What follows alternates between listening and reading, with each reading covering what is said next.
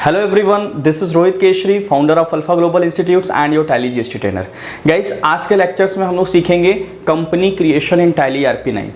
ठीक है गाइस, मतलब कि अगर आप टैली में स्टार्ट करने जा रहे हैं अकाउंटिंग करना, तो सबसे पहले आपको क्या करना पड़ता है, आपको अपने बिजनेस के नेम की कंपनी क्रिएट करनी पड़ती है। करेक्ट गाइस, वो चाहे आपकी प्राइवेट लिमिटेड हो या पार्टनरशिप फर्म हो या प्रोप्राइटरशिप या पब्लिक लिमिटेड। यहाँ कंपनी का मतलब केवल प्राइवेट या पब्लिक लिमिटेड नहीं है, company means any sort of business.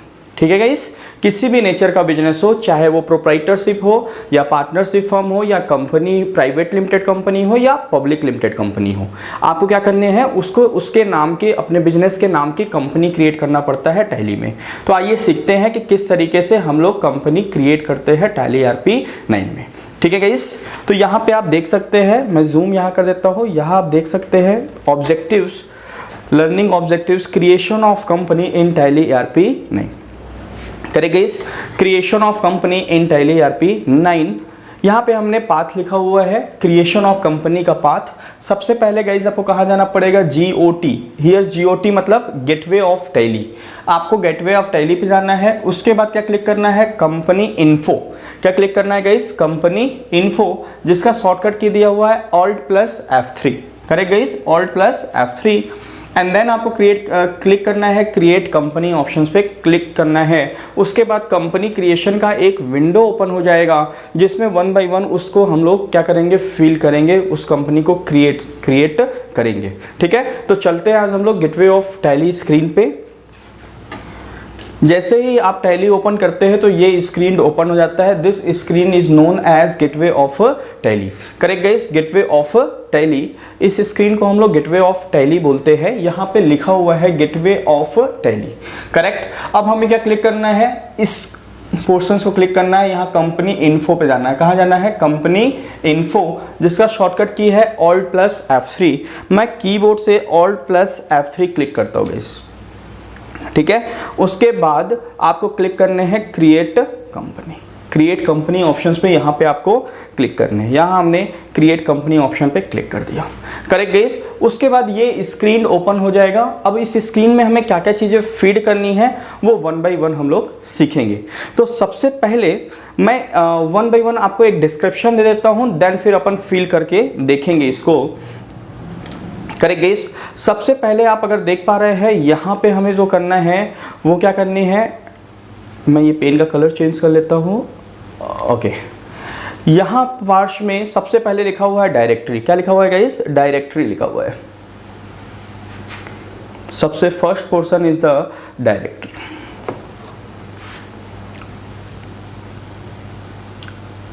ठीक है, ये डायरेक्टरी लिखा हुआ है।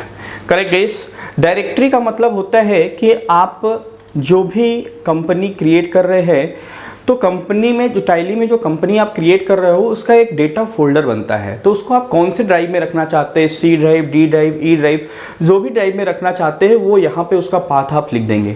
जैसे यहाँ पे बाई डिफ़ॉल्ट क्या लिया है इन्होंने, C ड्राइव लिया है, users public tally ERP9 data. मतलब C ड्राइव के अंदर आपका कंप्यूटर्स का हार्ड डिस्क, आपको पता है पार्टीशन रहता है, C drive, D drive, E drive. तो यहाँ पे कहाँ सेव हो रहा है, C ड्राइव में जाना है आपको। उसके बाद ये फोल्डर कहाँ सेव होगा, जो कंपनी क्रिएट करेंगे, यूजर्स में। C ड्राइव के अंदर यूजर्स बोल के एक फोल्डर्स होगा, देन पब्लिक यूजर्स के अंदर पब्लिक फोल्डर्स होगा। उसके बाद गाइस टैली ERP9 का एक फोल्डर होगा, उसको जब आप क्लिक करेंगे तो डेटा बोल के एक फोल्डर्स होगा। करेक्ट गाइस, तो ये कंपनी का डेटा जो आप कंपनी क्रिएट कर रहे हैं, जो भी एंट्री आप करेंगे, ये सारे के सारे इस फोल्डर्स में जाके सेव हो जाएंगे। हालांकि वो विजिबल नहीं होते, विजुअल मतलब वो एंट्री फॉर्मेट पे नहीं होते, वो कोडिंग फॉर्म में होते हैं। ठीक है, तो यहाँ पे आप अपने डेटास को, यहाँ पे आप इसको चाहे तो आप अपने हिसाब से सेट कर सकते हैं। उसके बाद आता है नंबर नेम का।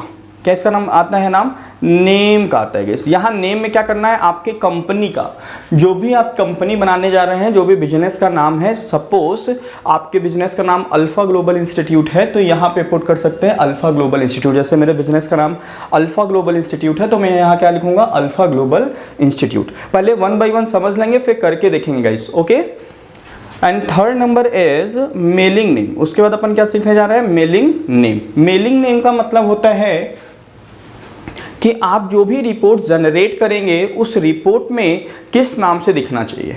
फॉर एग्जांपल अभी जो करेंट ईयर चल रहा है वो 2021 चल रहा है गाइस, करेक्ट। 2020 मतलब 1 अप्रैल 2020 टू 31 मार्च 2021। अगर मैं यहाँ पे गाइस लिख देता हूँ, जैसे मैं यहाँ पे अल्फा ग्लोबल इंस्टीट्यूट, मैं यहाँ पे लिख देता हूँ अल्फा ग्लोबल इंस्टीट्यूट, मान लो कंपनी के नेम पे अपन ग्लोबल इंस्टीट्यूट लिख दिया, करेक्ट गाइस। और इसको समझने के लिए मैंने यहाँ पे लिख दिया 2021 इस नाम से कंपनी हमने यहाँ पे क्रिएट किया, यहाँ नेम पे हमने ये चीज़ें पुट कर दिया। कहाँ पे पुट करेंगे इसको, नेम पे पुट करेंगे इस, ठीक है। अब मान लो लेकिन अगर हमें कोई भी रिपोर्ट जनरेट करना है गाइस तो हमें वहाँ पे ये 2021 नहीं दिखाना है, हमें क्या दिखाना है, केवल अल्फा ग्लोबल इंस्टीट्यूट दिखाना है। अगर हम कोई भी रिपोर्ट जनरेट कर रहे हैं तो उस केसेस में आपको क्या करने हैं, ये जो मेलिंग नेम में है, मेलिंग नेम में वही चीज़ें लिखेंगे गाइस जो चीज़ें हम रिपोर्ट पे दिखाना चाहते हैं। तो अपन क्या लिखेंगे वहाँ पे, केवल अल्फा ग्लोबल इंस्टीट्यूट, क्या लिखेंगे, केवल अल्फा ग्लोबल इंस्टीट्यूट, 2021 नहीं डालेंगे। तो नेम तो बस आप अपने फैसिलिटीज़ के बेसिस पे कोई भी नाम डाल दीजिए, बट जो भी नाम आपको रिपोर्ट में दिखाना है उस रिपोर्ट उस नेम को आप मेलिंग नेम के अंतर्गत आप लिखेंगे, करेक्ट गाइस, मेलिंग नेम में लिखेंगे आप, करेक्ट गाइस। तो इस तरीके से आपका मेलिंग नेम हो गया। फिर उसके बाद आता है एड्रेस का। तो यहाँ पे आप एड्रेसेस में अपने कंपनी का एड्रेसेस पुट करेंगे, आपके बिजनेस की जो भी एड्रेसेस हैं उसको आप पुट करेंगे। कंट्री में आपकी इंडियन कंपनी है तो आप यहाँ इंडिया रख देंगे। जैसा कि मैंने बताया था गाइस आपको कि ये जो टैली सॉफ्टवेयर है ये ऑल ओवर वर्ल्ड यूज़ होता है, मोर देन 160 कंट्री में ये यूज़ हो रहा है ये सॉफ्टवेयर। तो ऐसा नहीं कि केवल इंडिया में यूज़ हो रहा है, ये अगर software all over world use हो रहा है मोस्ट ऑफ द कंट्रीज, तो यहाँ पे आपको क्या करने हैं, इंडिया की चूँकि कंपनी है, ये हमारा बिजनेस इंडिया में है तो आपको यहाँ पे इंडिया लिख लेना है। उसके बाद स्टेट की बात करेंगे तो यहाँ आपके भी कंपनी का जो भी स्टेट होगा उसे आप बहुत ध्यान से पुट करेंगे, बिकॉज स्टेट के बेसिस पे जो टैक्सेस वगैरह है वो उससे कनेक्टेड रहता है। जैसे अलग अलग स्टेट पे अलग अलग जीएसटी का रेट है, करेक्ट गाइस। सो वहाँ पे जो रेट है टैक्सेस जो अलग अलग स्टेट वाइज चेंज हो सकते हैं कुछ टैक्सेस, तो ये स्टेट के बेसिस पे वो कैलकुलेट होगा। तो यहाँ पे आपकी जो भी कंपनी जहाँ पे है, से छत्तीसगढ़ की अगर कंपनी है तो यहाँ छत्तीसगढ़ पुट करेंगे, मतलब स्टेट आप बहुत ही ध्यान से पुट करेंगे। Next one pin code. तो यहाँ पे पिन कोड का मतलब आप जानते ही हो, पिन का मतलब फुल फॉर्म होता है postal identification number, correct guys. Postal identification मतलब पिन नंबर, हर एरिया वाइज पिन नंबर होता है, ठीक है। जैसे अपने रायपुर का अगर बात करें तो 492001 है गाइस। तो ठीक है, आप यहाँ पे पिन नंबर डाल देंगे। उसके बाद नेक्स्ट नंबर आता है आपका फ़ोन नंबर। यहाँ फ़ोन नंबर्स में आपके जो भी लैंडलाइन के नंबर हैं वो आप पुट कर सकते हैं, अगर नहीं है तो इसको ब्लैंक भी छोड़ने से चलेगा, कोई इशूज़ नहीं है। उसके बाद आता है आपका गाइस मोबाइल नंबर। कौन सा आता है आपका, मोबाइल नंबर्स आता है। तो मोबाइल नंबर्स में आप क्या करेंगे, मोबाइल नंबर्स में जो भी आपके कंपनी का मोबाइल नंबर रहेगा उसको आप पुट कर देंगे, ठीक है। जो भी मोबाइल नंबर्स रहेंगे उसको आप पुट करेंगे, मोबाइल नंबर्स में जो भी मोबाइल नंबर रहेगा वो आप पुट करेंगे। उसके बाद आता है आपका फैक्स नंबर। हालांकि फैक्स अब बहुत कम यूज़ होता है, बट इस फैक्स नंबर जो रहते हैं, जो फैक्स मशीन्स होते हैं वो लैंडलाइन से कनेक्टेड होते हैं। तो आपका अगर कोई फैक्स नंबर है तो आप यहाँ पे पुट कर सकते हो fax number, correct guys, fax number आप पुट कर सकते हैं। उसके बाद आता है ईमेल। यहाँ पे ईमेल में आप कंपनी का मेल आईडी पुट कर देंगे, जो भी कंपनी का मेल आईडी रहेगा उसको पुट करेंगे। देन वेबसाइट, यहाँ पे कंपनी का वेबसाइट पुट करेंगे, ठीक है गाइस। उसके बाद नेक्स्ट आइए फाइनेंशियल ईयर बिगिंस फ्रॉम, ये बहुत ही इंपॉर्टेंट है। फाइनेंशियल ईयर आपको पता है कि हमारे बिजनेस की जो फाइनेंशियल ईयर होती है वो 1 अप्रैल टू 31 मार्च होती है। जैसा अभी करेंट की बात करें तो अभी जो करेंट फाइनेंशियल ईयर चल रहा है वो कौन सा चल रहा है, 1 अप्रैल 2020 टू 31 मार्च 2021, करेक्ट गाइज, आज जो डेट है दैट इज द 21 जुलाई। तो ये जो फाइनेंशियल ईयर है वो 1 अप्रैल 2020 टू 31 मार्च 2021 चल रहा है। करेक्ट। तो यहाँ पे क्वेश्चन पूछ रहा है फाइनेंशियल ईयर बिगिंस फ्रॉम, आपके ये जो फाइनेंशियल ईयर कब से स्टार्ट हो रहा है, तो यू विल राइट हियर 1 अप्रैल 2020। क्या लिखेंगे यहाँ पर? 1 अप्रैल 2020 लिखेंगे, क्योंकि हमारा फाइनेंशियल ईयर अभी करेंटली 1 अप्रैल 2020 से स्टार्ट हो रहा है।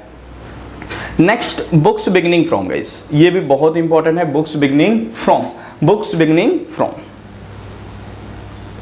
Correct. Books beginning from, books beginning from मतलब कि आप अगर पुरानी अगर आपकी कंपनी है, ओल्ड कंपनी है, that is the last year भी अगर ये एग्जिस्टेंस में थी, तो उस केस में बुक्स हमारा 1 अप्रैल से ही स्टार्ट होगा, बिकॉज 1 अप्रैल को हम लोग जो लास्ट ईयर की क्लोजिंग रहते हैं उसको एज एन ओपनिंग लेते हैं, तो हमारी एंट्री 1 अप्रैल से ही स्टार्ट हो जाती है। Correct guys. लेकिन अगर आपने इसी साल बिजनेस स्टार्ट किया, तो जिस डेट को आपने बिजनेस स्टैब्लिश किया है, जिस डेट से आपने अकाउंटिंग करना चालू किया है, वो डेट लेंगे। फॉर एग्जाम्पल, आपने 1 जुलाई से बिजनेस स्टार्ट किया है, तो यहाँ पे बुक्स बिगिनिंग फ्रॉम में आप क्या लोगे? यहाँ पे 1 जुलाई 2020।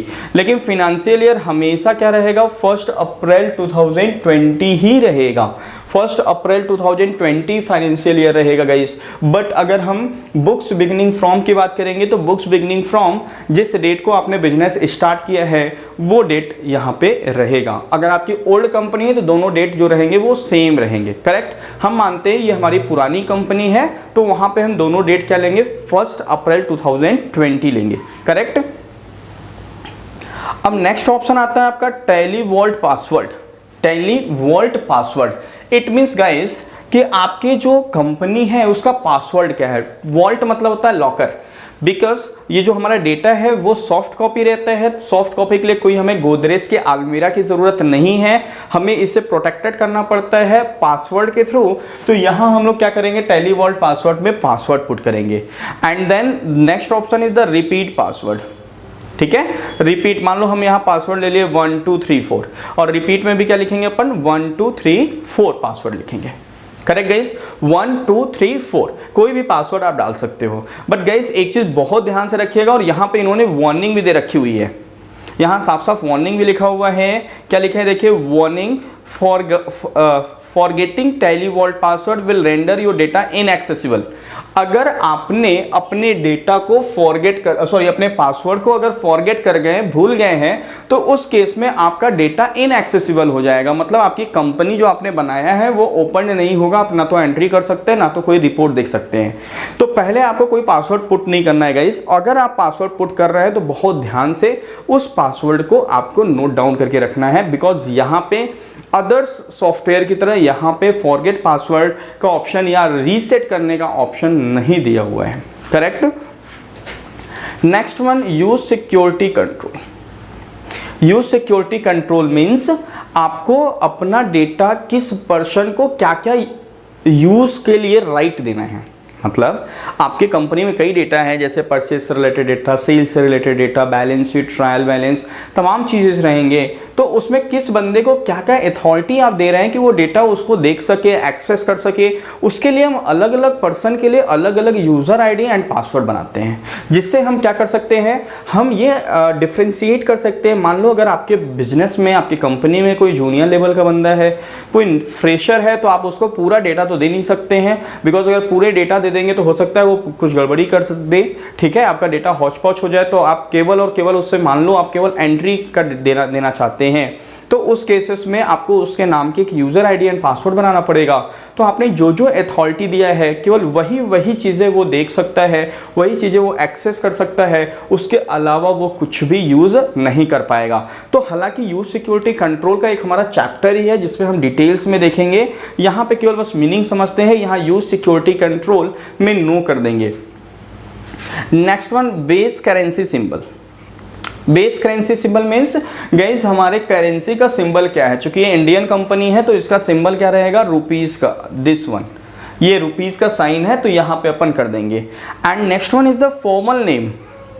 करेक्ट गाइस, फॉर्मल नेम मतलब कि आपके बिजनेस का ये करेंसीज का फॉर्मल नेम क्या है। तो फॉर्मल नेम आप INR लिख सकते हो, जैसे डॉलर अमेरिकन का, अमेरिकन करेंसी डॉलर जिसको बोलते हैं, यहाँ इंडियन करेंसी INR उसका कोड है, या आप इंडियन रुपीस भी लिख सकते हैं। करेक्ट गाइस, आप क्या लिख सकते हो, इंडियन रुपीस भी आप यहाँ पे लिख सकते हो। करेक्ट। अब नेक्स्ट देखिए, सफिक्स सिंबल टू अमाउंट, इसको भी बहुत ध्यान से रखिएगा, बहुत लोगों का कंफ्यूजन रहता है, बहुत से स्टूडेंट का। Suffix symbol to amount, suffix मतलब क्या होता है, पीछे, सफिक्स मतलब पीछे, एंड प्रीफिक्स मतलब गाइस क्या होता है, पहले। सफिक्स मतलब बाद में एंड प्रीफिक्स मतलब पहले। तो यहाँ जो भी आपको जो पूछ रहा है ये कि जो सिंबल रहेगा, कौन सा सिंबल, ये रुपीस का सिंबल। ये अमाउंट मतलब लेट से 1000 रुपीज़ अगर हमारा अमाउंट की एंट्री कर रहे हैं, तो ये जो सिंबल है, ये रुपीस का सिंबल है, ये सफिक्स रहेगा, मतलब ये बाद में ऐसे रहेगा। सेकेंड, यहाँ पे ये आप सिंबल को इस तरीके से सफिक्स लिखना चाहते हैं, मतलब अमाउंट के बाद लिखना चाहते हैं, या अमाउंट के पहले लिखना चाहते हैं। करेक्ट गाइस, अमाउंट के पहले लिखना चाहते हो आप, या अमाउंट के बाद में लिखना चाहते हो। तो आप बताइए फटाफट कि क्या हम पहले लिखते हैं या बाद में लिखते हैं। सर बट ऑब्वियस है, हम लोग ये वाला ऐसे लिखते हैं। पहले हम लोग ऐसे लिखते थे ₹1000, अब ये रुपीज़ की जगह पे क्या वर्ड यूज़ करते, क्या साइन दिखाते हैं, ये रुपीज़ का साइन लिखते हैं। करेक्ट गाइस, तो हम लोग को ये वाला यूज़ करते हैं हम लोग, मतलब प्रीफिक्स रखते हैं। क्या रखते हैं गाइस, प्रीफिक्स, सफिक्स नहीं रखते। इस वजह से यहाँ पे जो सफिक्स सिंबल टू अमाउंट है, इसे अपन क्या रखेंगे, हमेशा नो रखेंगे। क्या रखेंगे गाइस, नो रखेंगे। Correct guys. नेक्स्ट वन क्या है आपका, so amount in, sorry, add space between amount and symbol. क्या आप अमाउंट और सिंबल के बीच में, मतलब समझिएगा इसको, ये जो सिंबल है से रुपीस और ये जो अमाउंट है, आप ऐसा लिखना पसंद करेंगे या इस तरीके से, मतलब यहाँ जो स्पेस दिया है वो स्पेस रखना चाहेंगे, या विदाउट स्पेस का आप लिखना पसंद करोगे, यहाँ स्पेस के साथ या विदाउट स्पेस। तो बट ऑब्वियस हम क्या करेंगे सर, यहाँ थोड़ा सा स्पेस देंगे। करेक्ट गाइस, स्पेस देंगे, इसलिए पूछ रहा है add space between amount and symbol. हम लोग क्या लिखेंगे, येस। आंसर क्या देंगे हम लोग, येस। हमें क्या चाहिए, स्पेस चाहिए। Okay. Next one is so amount in millions. क्या हमको अमाउंट मिलियंस में दिखाना है, आंसर इज नो। मिलियंस जो यूज़ होता है वो अमेरिका में यूज़ होता है, अमेरिका कंट्री में होता है। यहाँ हम लोग रुपीज़, मिलियंस को लैक्स में बात करते हैं। जैसे 1 million equal to 10 lakhs. Correct guys, 1 million equal to 10 lakhs. हम लोग बात करते हैं 1000, 10,000, लाख, 10 लाख, करोड़, 10 करोड़, 100 करोड़, मतलब 1 अरब। करेक्ट। उसके बाद महासागर, नीलकंठ, कहाँ कहाँ पहुँच जाते हैं। Correct guys. लेकिन ये अमेरिका में जो बात होती है वो मिलियन, बिलियन, ट्रिलियन, इस तरीके से बात होती है। तो यहाँ पे हम लोग को सो अमाउंट इन मिलियन को नो रखना, बिकॉज ये इंडियन कंट्री है। उसके बाद यहाँ पूछ रहा है नंबर ऑफ डेसिमल प्लेसेस। कितना नंबर्स ऑफ डेसिमल प्लेसेस रहेगा, तो आपको पता है कि हम लोग जैसे कितने अमाउंट तक लिखते हैं, मान लो 10 रुपीज़ 50 पैसे लिखने हैं, तो हम डेसिमल के बाद 1 and 2, कितना डेसिमल, ये डेसिमल हो गया, उसके बाद कितने डिजिट लिखते हैं, 1 and 2, because 1 rupees equal to 100 पैसे। Correct guys. और जैसे ही ये 100 में कन्वर्ट, 99 के बाद 100 कन्वर्ट होगा तो ये किस में आ जाएगा, रुपीज़ साइन में आ जाएगा। तो यहाँ 11 रुपीज़ समथिंग हो जाएगा। इस वजह से हम 2 डिजिट तक लिखते हैं। इस वजह से यहाँ पे हम लिखेंगे नंबर ऑफ डेसिमल प्लेसेस, कितना लिखेंगे यहाँ पे, 2 लिखेंगे। कितना लिखेंगे इस, 2 लिखेंगे।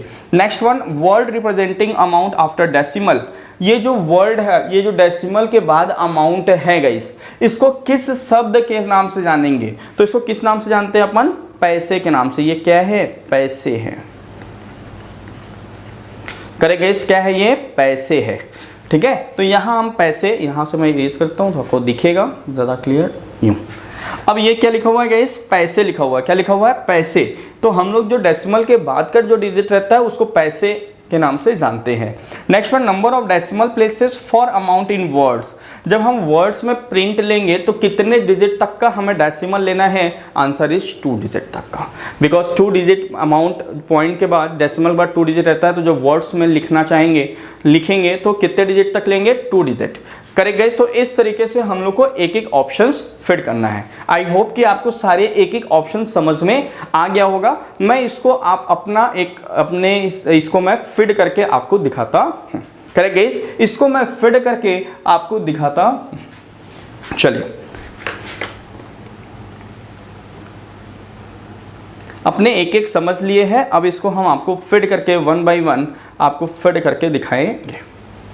चलिए मैं यहाँ पे अपने इंस्टीट्यूट का नाम ही ले लेता हूँ, that is the alpha global institute.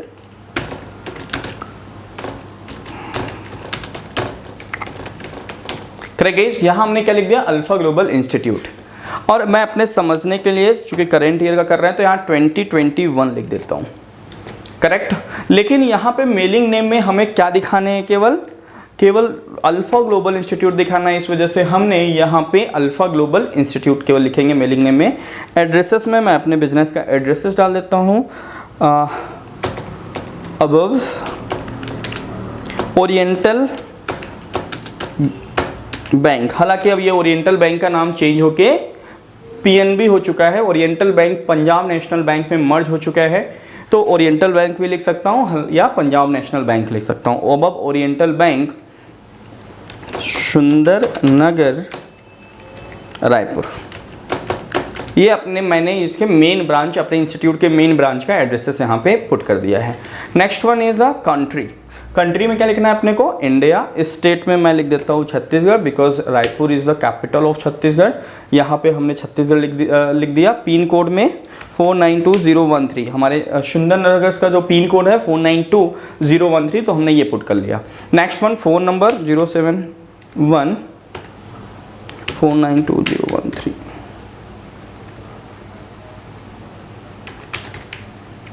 यहाँ जो भी लैंडलाइन नंबर मेरा रहेगा मैं ये लैंडलाइन नंबर पुट कर दूंगा। यहाँ मोबाइल नंबर,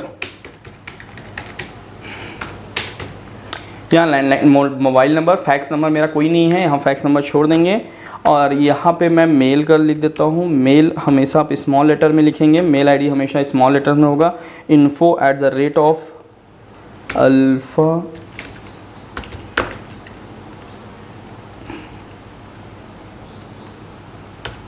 global.com, ये मेरा मेल आईडी है। And next website www.alphaedupath.com। Correct guys, यहाँ हमने अपना वेबसाइट डाल दिया। नेक्स्ट करेंगे फाइनेंशियल ईयर बिगिंस फ्रॉम, तो हम लोग फाइनेंशियल ईयर्स बिगिंस फ्रॉम में 1 अप्रैल 2020 लिखेंगे। और ये मेरी पुरानी कंपनी है तो मैं इसको 20 ही रहने दूंगा, बुक्स बिगिनिंग फ्रॉम। यहाँ पासवर्ड 1234 मैं पुट कर देता हूँ गाइस। फिर रिपीट बोला है कंफर्मेशन के लिए, 1234 हमने पुट कर दिया। यहाँ भी यूज सिक्योरिटी कंट्रोल को अपन स्किप करेंगे। मैंने एक बेसिक कॉन्सेप्ट आपको बता दिया है गाइस। हम लोग का एक चैप्टर ही है जिसमें हम लोग सिक्योरिटी कंट्रोल्स की प्रैक्टिस करके देखेंगे। तो अभी मैं फॉर द टाइम बिंग इसको नो करके रख रहा हूँ। Base currency symbol is it okay, rupees INR is it okay. Suffix symbol already आपको बताया, नो रखेंगे अपने। Add space between amount and symbol, yes रखना है स्पेस। अमाउंट इन मिलियंस में दिखाना है, answer is no. Number of decimal places will be 2 and this is called as a paise. Number of decimal places for amount in words 2। ठीक है, तो हमने इस तरीके से सारी चीज़ें गाइस क्या कर दिया, फिट कर दिया। अब मैं जैसे ही एंटर करूंगा टैली में इसको फिट कर, नेक्स्ट ऑप्शन में जाने के लिए आपको एंटर यूज़ करना है, कीबोर्ड से एंटर। मैंने एंटर क्लिक किया, ये बोल रहा है एक्सेप्ट, हमने क्या कर दिया वाई कर सकते हैं। Y is the abbreviation of yes, या हम लोग एंटर भी क्लिक कर सकते हैं। अब ये प्रोसेसिंग चल रही है, आफ्टर प्रोसेसिंग ये पासवर्ड पूछेगा। 1 2 3 4 हमने अपना पासवर्ड पुट कर दिया। और आप देख पा रहे हैं अल्फा ग्लोबल इंस्टीट्यूट इस नाम की ये कंपनी क्या हो गई, बन चुकी है। यहाँ पे बोल रहा है no voucher entered. Correct guys, no voucher entered, because अभी तक हमने कोई भी एंट्री नहीं किया है। And this is the gateway of Tally screen. तो गाइस इस तरीके से हम लोग टैली में अपना कंपनी क्रिएट करेंगे, अपने बिजनेस को क्रिएट करेंगे एंड उसके बाद एंट्री करना चालू करेंगे। This is the first step to do the accounting in Tally software. You will have to create company as your business name. So guys, I hope you will get better understand. So guys, thank you so much for watching my videos.